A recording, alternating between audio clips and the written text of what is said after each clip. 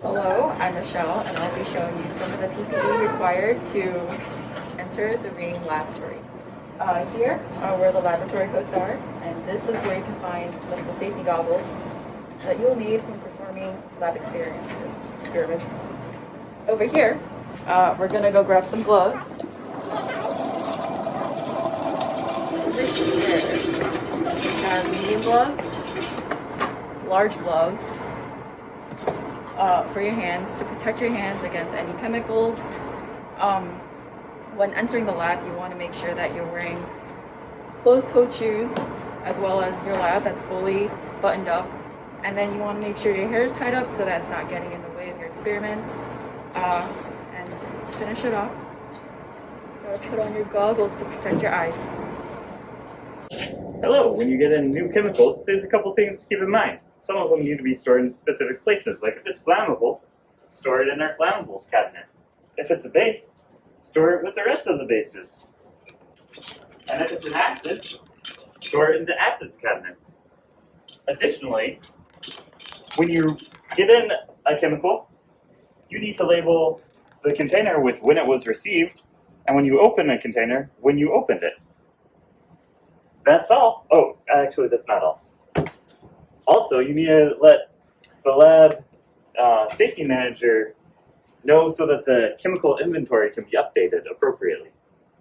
Now that's all. Hi, welcome to the Hippie and Iconic. They are temperature humidity controlled chambers. The Hippie is just temperature and humidity. Open it by pulling this door back. And then there's an inside door to open, and then you can get to your samples. Make sure it's latched tight. If you want to adjust any of the parameters, click on the side and then use the knob to turn the set point. And then click on the side again. This is the Iconic. It controls temperature, humidity, oxygen, and carbon dioxide currently. It can also control other gases that we do not currently have hooked up, but those can be found in the gas tanks behind me. And it has very similar opening mechanism, just a little bit fancier for its extra capabilities. And that is the basics of those. Hello. If you're measuring a large quantity of material, use this scale. It can measure up to 5 kilograms. If you're not certain how accurate it is today, you can pull out our 2 kilogram weight and verify that it reads 2 kilograms.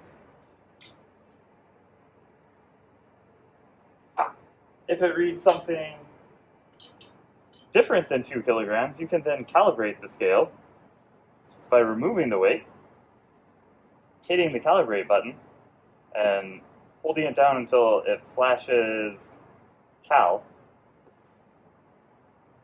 Place the 2 kilogram weight on the scale and wait till it flashes 2,000 kilograms.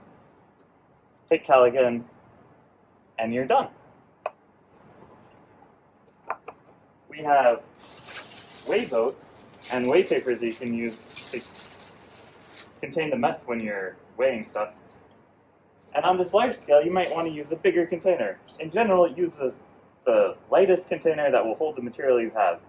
When you're all done, if you spilled anything on the scale, just lift up this plate and go wash it. If you're measuring something smaller, you can use our very fancy scale from Metler Toledo.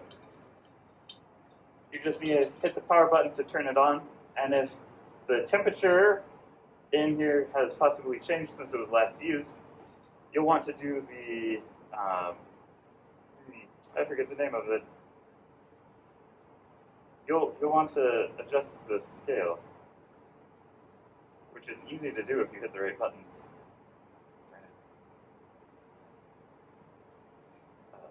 What is this thing called? Alright, oh, an adjustment. So, to do an adjustment under More, hit Start Adjustment, and the scale is now doing an auto-calibration step where it calibrates itself using internal pressure generating devices. If you want to know the details, ask Motley Toledo. this will go through steps on the screen and will tell you when it's done. It will tell you if the adjustment was okay, and you just have to hit finish, and then you're ready to start weighing out your material. To open the doors, you hit either whichever door opening button you want. And of course, you'll want to use a weigh boat or some other device to hold your material. And when you're done, let's say you might have made a mess. No worries. You simply lift up and pull out the weighing stage, and then you can slide this out and go empty out your messes, and then put it back when you're done.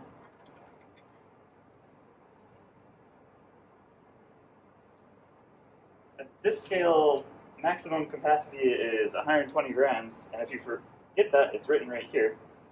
Just like this one's max capacity is written on a sticky note. And now you're all done as long as you put this back in right.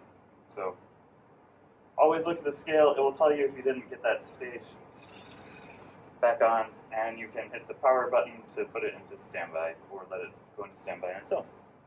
Okay, hi, welcome to the sink station. I'm going to show you how to clean a standard glass beaker. So I always start by rinsing it off with just some normal water. If we have any Sharpie labeling, like we do here, we have some ethanol prepared in this bottle. You just squeeze a bit of ethanol onto the beaker, any Sharpie markings come right off. Then you want to be sure to rinse all the ethanol off your beaker again. You can then use some dish soap solution that we have,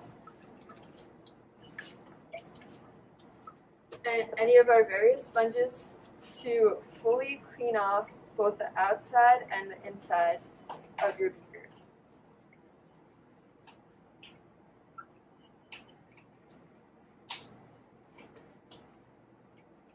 When you're sure everything is clean off of your beaker, you can rinse it off again with some normal water to take out all the bubbles.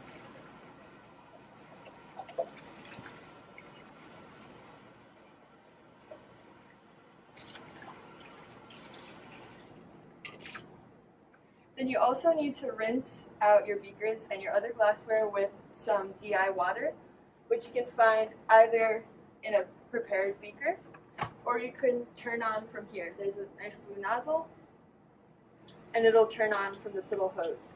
You want to make sure to thoroughly wash the beaker with the DI water to prevent any stains on the glass.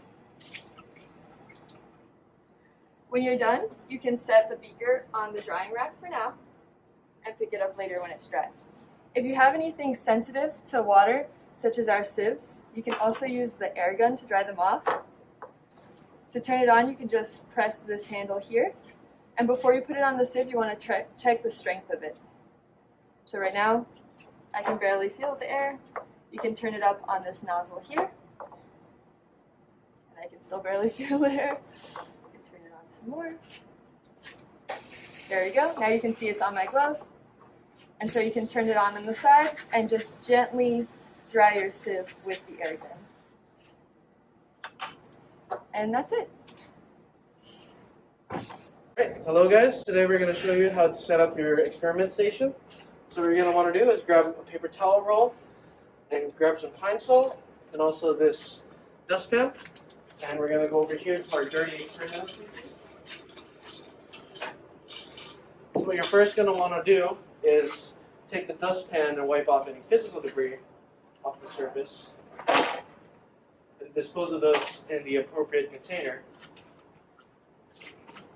And then anything excess that wasn't able to be caught by the dustpan, you take some paper towels, you give it some generous sprays of pine sol, and wipe it off. So we have a clean surface.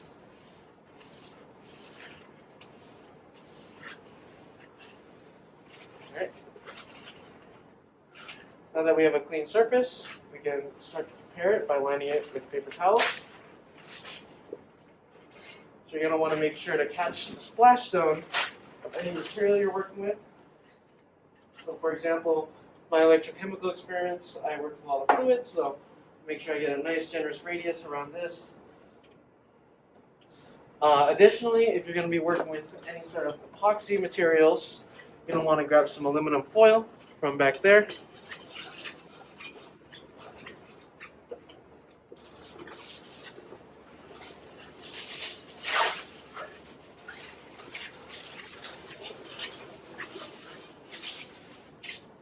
This is important because the epoxy tabletops can be deteriorated by the use of epoxies. Okay. And now you're all set up. Welcome to the satellite accumulation area, located conveniently under the second sash head. Over here you can see the information, my contact information. I'm the laboratory safety manager, David. And every week we need to run an inspection on this, so me or Titus will take care of this. So, what you gotta know if you have to dispose things, there are 3 general categories. Does the camera see that?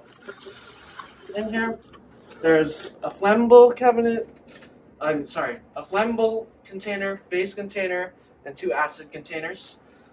So these are secondary containment. Each material that you dispose of needs to be put in primary containment with a green tag that lists your name, location 3058 Research Drive, and the date that you started the container. And you need to be very specific about the contents. You can't use the chemical abbreviations. So when EH&S is going to pick this up every couple months, and they need to know exactly what they can dispose of. And you should let me or Titus know if you need any more disposal room.